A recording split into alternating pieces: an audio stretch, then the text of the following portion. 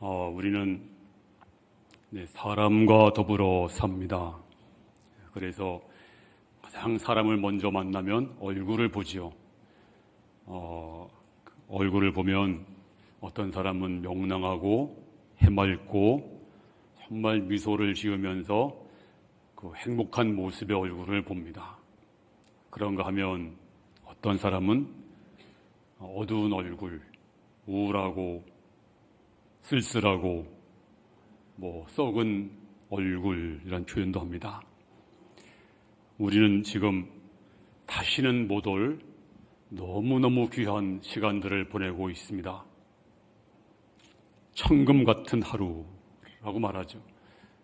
그러므로 저와 여러분들이 이 하루하루를 정말 행복하고 복되게 살아야 됩니다. 그래서 오늘 성경에서 정말 행복하고 그리고 아름다운 삶을 사는 길이 무엇인가 하는 것을 알려줍니다. 먼저 오늘 본문 10절에 보면 그러므로 생명을 사랑하고 좋은 날 보기를 원하는 자는 이렇게 시작합니다. 생명을 사랑하고 이 말씀을 원문에 보면 인조입니다. 인조이. 즐긴다. 하나님이 주신 삶을 즐긴다. 하루하루 행복하게 산다. 하루하루 행복하게 사는 것이 무엇인가? 또 좋은 날 보기를 원하는 자는 이 좋은 날은 그냥 좋은 것이 아니고 날마다 좋아지는 것, 계속 좋아지는 것, 오늘보다 내일이 더 좋고 올해보다 내년이 더 좋고 지금보다 미래가 더 좋은 것, 이것을 좋은 날이라고 말합니다. 옛날에 유행가 중에는 쨍하고 해뜰 날 그런 노래도 했잖아요. 여러분들의 삶이 점점 더 좋아지기 바랍니다. 점점 더 좋은 날이 있기를 바랍니다. 그러면 이 좋은 날을 위해서 어떻게 하면 이렇게 좋은 날이 올까?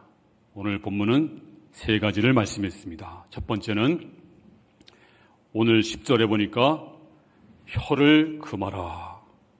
여기서 혀를 금하라 이 말은 말을 하지 말라는 말이 아니에요. 무슨 말일까요? 헛된 말, 불신앙적인 말, 남을 해치는 말, 이런 말을 하지 말라. 그런 뜻입니다. 우리가 혀를 말할 때 세치혀라고 말합니다. 한 치가 한 3cm 된다고 해요. 그러니까 혀의 길이는 10cm도 안 됩니다. 근데 이 작은 혀가 사람을 죽이기도 하고 해치기도 하고 또 내 인생도 망하게도 합니다. 그러므로 혀를 조심하라. 그러면 왜 우리가 혀를 조심해야 될까요? 성경이 말하기를 야고보 3장 5절에 보니까 혀는 곧 불이요. 혀가 곧 불이래요. 불. 작은 불 하나가 온 산을 태우잖아요. 작은 성냥개비 하나가 큰 공장도 태우고 집도 태우고 심지어 도시까지 태웁니다. 그래서 오늘 성경이 말하기를 이 불같은 세치혀를 금하지 않으면 나도 탈 수 있고 가정도 탈 수가 있고 또 심지어 교회도 어려워질 수가 있습니다. 그러므로 혀를 금하라. 또 왜 우리가 혀를 금해야 할까요? 우리 세치혀에는요 독이 들어있대요. 아니 무슨 말씀을요? 독은 독사나 살모사나 광견병 걸린 개나 그런 데 독이 있는 거지. 독치녀나 아니면 무슨 독 있는 여러 가지 짐승이나 그런 데 독이 있는 것이지 사람의 입에 무슨 독이 있을까요? 근데 성경이 말하기를 야고보 3장 8절에 보니까 혀는 능히 길들일 사람이 없나니 쉬지 아니하는 악이요 죽이는 독이 조금 있는 게 아니에요. 가득한 것이라. 근데 절제되지 않은 혀는요 독이 가득하대요. 그래서 우리 입술에 우리 혀에 독이 들어갈 수가 있습니다. 그럼 어떻게 독 있는 혀를 알 수가 있을까요? 내가 그 사람 말을 듣고 보니까 낙심이 됐어요. 바로 독이 들어있는 말을 들은 겁니다. 또는 그 말 듣고 나서 소망이 사라졌어요. 그리고 믿음이 떨어졌어요. 네, 독 있는 말을 들은 거예요. 그 사람 말 듣고 나서 설교가 은혜가 안 돼요. 예배도 드리기 싫고 기쁨이 사라지고. 왜 그럴까요? 네, 잘못된 말을 들었기 때문입니다. 또 그 사람 말 듣고 미운 사람 생기고 판단하게 되고 뭔가 부정적인 생각이 들었어요. 네, 그 말에 독이 있기 때문에 그런 것입니다. 그러므로 맹독이 독사한테만 있는 게 아닙니다. 우리 입술에도 혀에도 독이 들어 있습니다. 절제되지 않는 혀, 거기에 독이 들어 있는데 우리가 맹독을 가진 살모사 만나면 도망쳐야 돼요. 물리면 죽습니다. 또 개가 이쁘다고 이제 미친 개를 그냥 쓰다듬으시면요, 큰일 나요. 자기도 죽습니다. 그러므로 우리는 이 독이 들어있는 혀를 조심해야 됩니다. 그리고 왜 혀를 주셨나요? 막 말하라고 준 게 아니고 그 말하고. 네, 근데 혀를 준 목적은요, 말을 하지 말라는 게 아니에요. 말을 하되 우리가 정말 좋은 말, 네, 믿음의 말을 하라. 그러면서 우리에게 혀를 주신 것입니다. 자, 이 사실을 다윗이 알았습니다. 자, 그래서 다윗은 이렇게 기도했어요. 자, 시편 141편 3절 시작. 여호와여, 내 입 앞에 파수꾼을 세우시고 내 입술에 문을 지키소서. 다윗은 알았습니다. 내가 말을 내뱉으면 주워 담을 수 없잖아요. 그래서 말이 나가기 전에 아예 파수꾼이 내 입을 지켜주세요. 그래서 내 입의 말이 날마다 점검받게 해주세요 라고 기도했습니다. 그래서 성경에 보니까 마가복음 7장에서 이 입에 파수꾼을 세운 한 여인이 나옵니다. 자, 주님이 단도직입적으로 잔어의 떡을 가지고 개한테 주는 것이 마땅치 않다. 이 말은 무슨 말일까요? 개한테는 은혜를 줄 수 없다. 그때 이 여자가 새치혀로, 아니 예수님 너무 심하십니다. 이방인이라고 무시하는 겁니까? 인격을 존중해 주세요. 이렇게 말했다면 그 말이 틀린 말일까요? 아니에요. 맞는 말입니다. 이치에 맞는 말입니다. 아주 합리적인 말입니다. 정말 좋은 말입니다. 네, 다 그렇게 교육받았습니다.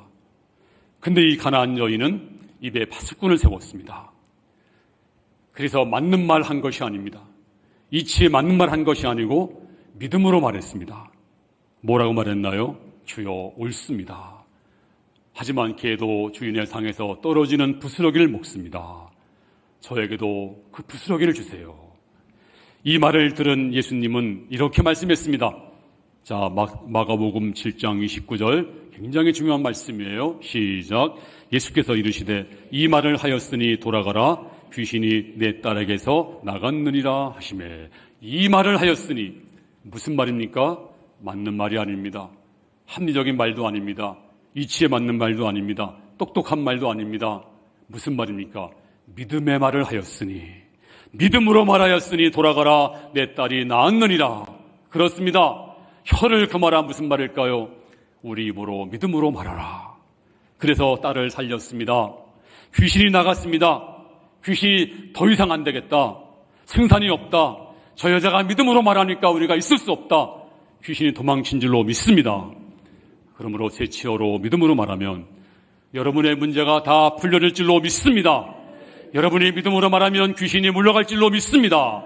믿음으로 말하면 어둠의 세력도 물러갈 줄로 믿습니다. 빈들에서 5,000명이 넘는 사람들이 주의 말씀에 빠져 듣다가 굶었어요. 자, 그래서 예수님이 이렇게 말씀했습니다. 마가복음 8장 3절에 시작. 만일 내가 그들을 굶겨 집으로 보내면 길에서 기진하리라. 그들 중에는 멀리서 온 사람들도 있느니라. 주의 말씀에 푹 빠져서 말씀 듣다가 끼니를 다 굶었습니다. 아마 해는 아마 넘어갔을 것 같아요. 그런데 저들이 그냥 보내면 너무 배고파서 길에서 쓰러질 사람이 많다는 거예요. 그때 주님께서 이렇게 말씀했습니다. 너희가 먹을 것을 주어라. 그때 빌립이 새치혀로 전능자가 말씀했으니 주님께서 준비하셨군요. 찾아보겠습니다. 이렇게 말하는 것이 아니고 이 빌립은 새치혀를 잘못 놀렸어요. 믿음으로 말하지 않고 맞는 말을 했습니다. 주님, 돈이 없어요. 200데나리온. 또 돈이 있어도 어디 가서 떡을 사요? 떡집이 있어도 아니 2만 명, 적어도 10,000명이 넘는 이 군중들을 어떻게 먹여요? 안 됩니다. 못합니다. 이 말은 틀린 말이 아닙니다.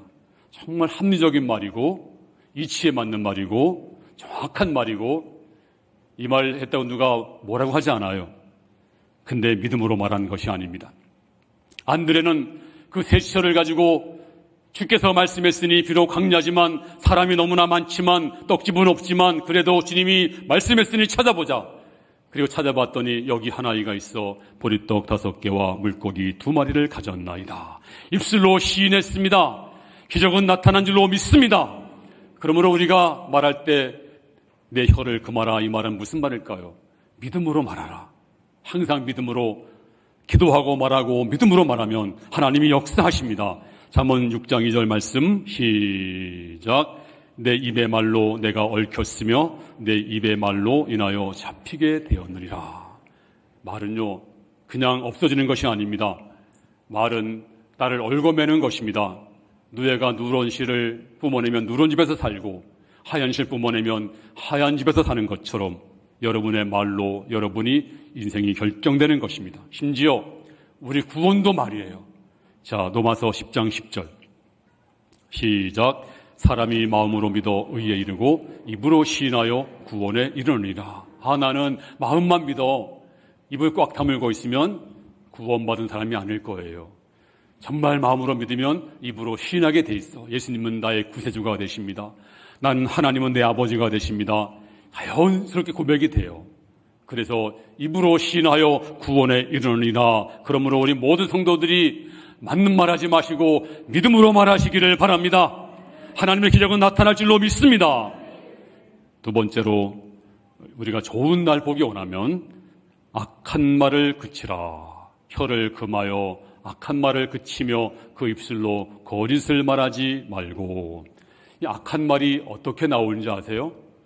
그냥 습관적으로 나오는 게 아니고요. 마음이 악하면 악한 말이 나와요. 선한 사람은 선한 말이 나옵니다. 저 사람이 왜 이렇게 말이 악하지? 그 속에 악한 게 들어있어요. 왜냐하면 주님이 이렇게 말씀했습니다. 마태복음 15장 18절에서 시작. 입에서 나오는 것들은 마음에서 나오나니 이것이야말로 사람을 더럽게 하느니라. 마음에서 나온대요. 그러니까 마음에 악한 게 입으로 나오는 거예요. 그러므로 악하지 않은 사람은 아무도 없습니다. 저도 악해요. 다 악해요. 그래서 우리가 어떻게 해야 돼요? 주님 마음을 우리가 구해야 됩니다. 빌립보 2장 5절에 너희 안에 이 마음을 품으라 곧 그리스도 예수의 마음이니. 주님, 제 마음이 악한데 주님 마음 제게 주소서.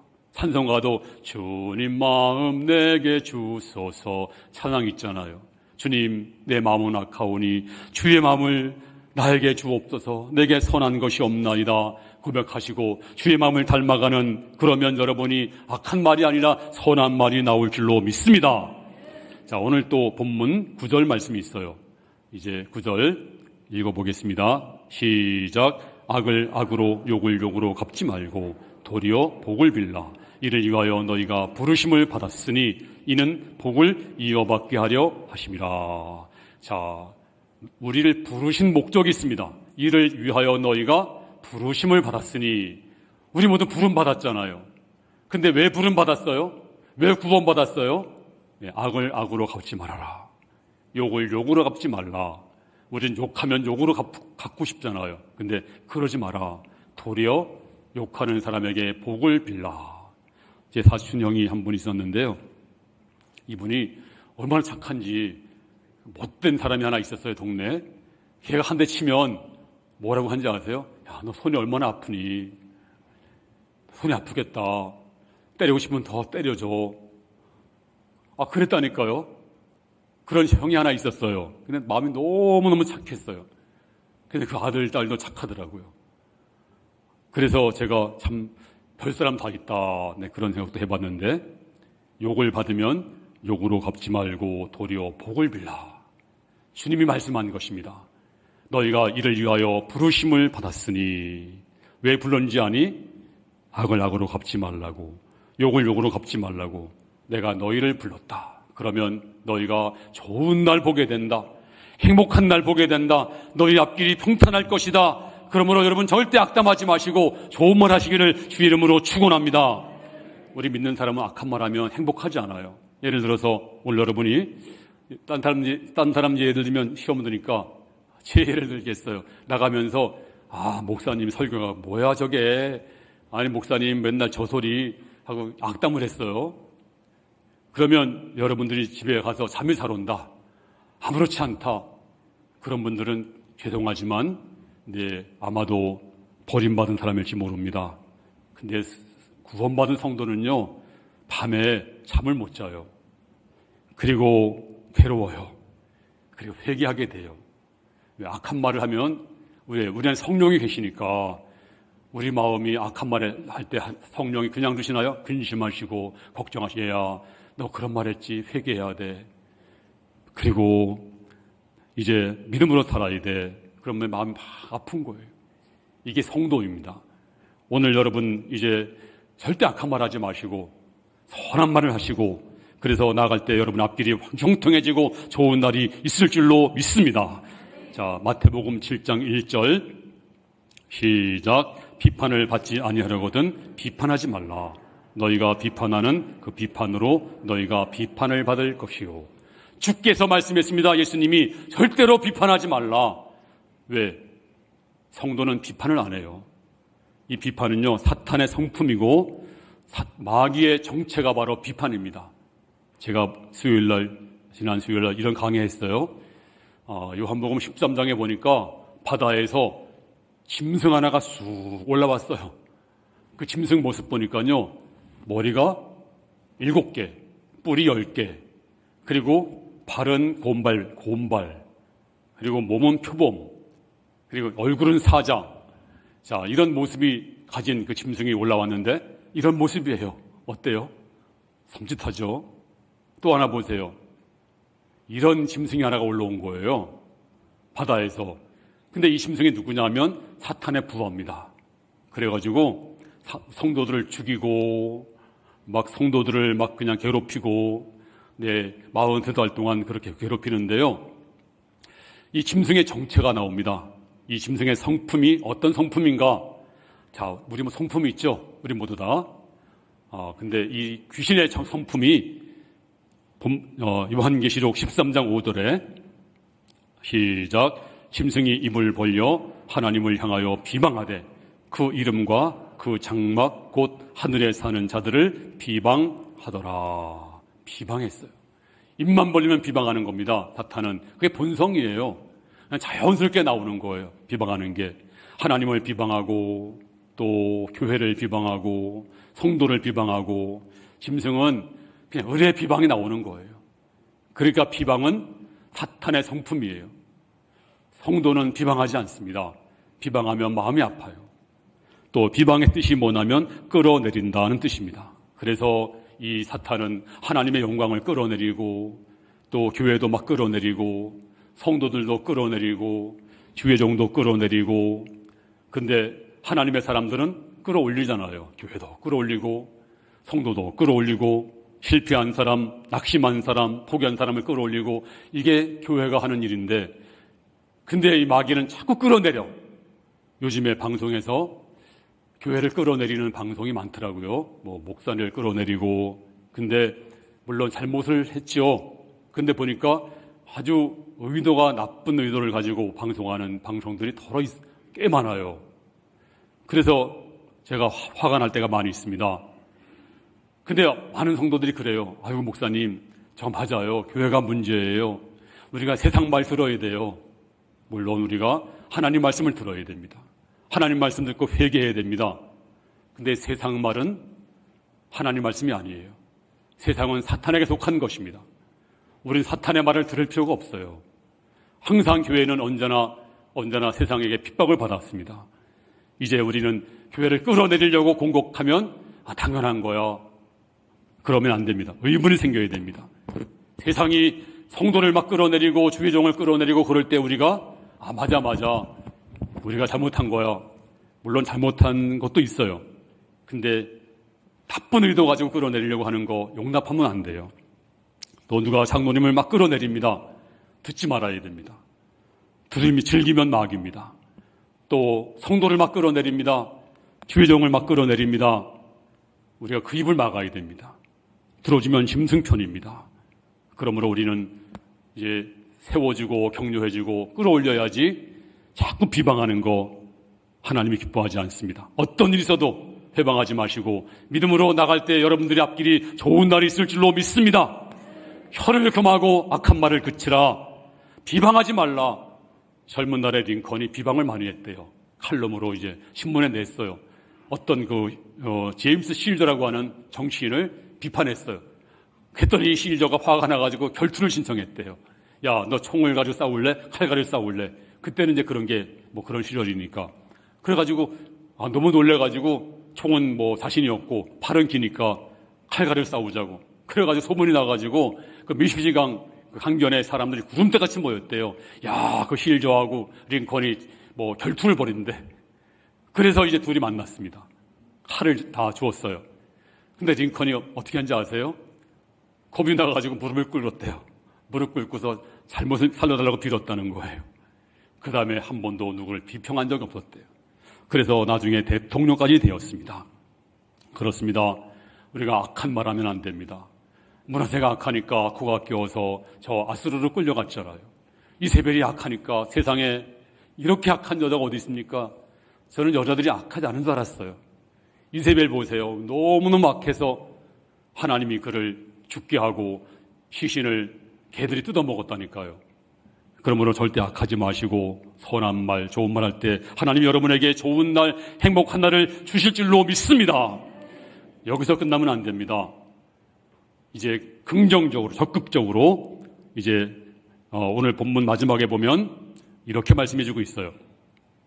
11절 말씀 다 같이 시작. 화평을 구하며 그것을 따르라. 그렇습니다. 악에서 떠나 선을 행하고 화평을 구하라. 화평하는 자가 되라. 어딜 가든지 화평하는 자가 되라. 왜 화평하지 않을까요? 내가 잘났으니까, 또 내가 남보다 나으니까, 또 내 기준에 못 맞추니까. 그래서 사람들이 남을 자기 기준에 도달하지 않으면 난도질합니다. 그래서 화평이 무너지는 거예요. 사람은 다 죄인입니다. 죽어서 다 한 줌의 흙입니다. 하나님 앞에 다 거기서 거기에요. 죽어서 금덩어리 될 사람이 있어요? 다 죽으면 흙에 불과합니다. 그러므로 성경의 말씀처럼 남을 나보다 낫게 여겨라. 또 내 기준이 다 옳다고 믿지 말아라. 내 인간의 기준은 옳은 것이 아닙니다. 하나님만이 옳습니다. 그러므로 우리는 어디 가든지 화평, 조화롭게 이제 내가 손해보고 성도는 손해보는 자입니다. 내가 죽고 성도는 죽는 자입니다. 그래서 어딜 가든지 화평을 이루는, 그럴 때 주께서 말씀합니다. 너에게 좋은 날이 있을 것이다. 생명을 사랑하고 좋은 날 보기 원하는 자여 화평하는 자가 되라. 우리 모두가 어딜 가든지 화평하는 자, 귀한 성도가 다 되기를 주의 이름으로 축원합니다.